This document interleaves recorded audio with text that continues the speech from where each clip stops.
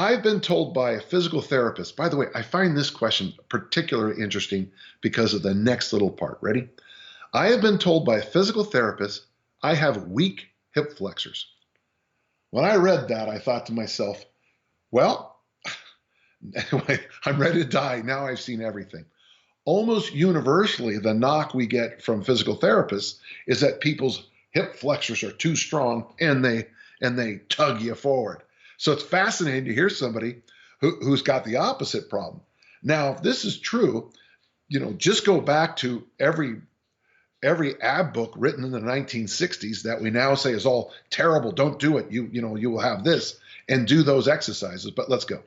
Is there any exercises that you would recommend to address this issue? Well, if it's true you have weak hip flexors, I think we could probably deal with it in a safe way. And there's a double win here by an exercise that was recommended to President John F. Kennedy, hanging knee raises. Hanging knee raises. And I guess you could also do hanging straight leg raises too. But in the beginning, keep the knees bent, and because if there is a weakness here, the bent knee will have less of a lever arm and be lighter.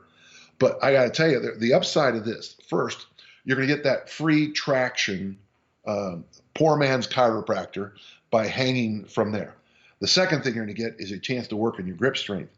The third, and we used to think this is true, and I still think there's value, is that hanging and bringing the knees up helps with posture long term. Also, too, your ab wall is going to have to contract, and while it's contracting, your hip flexor is going to work.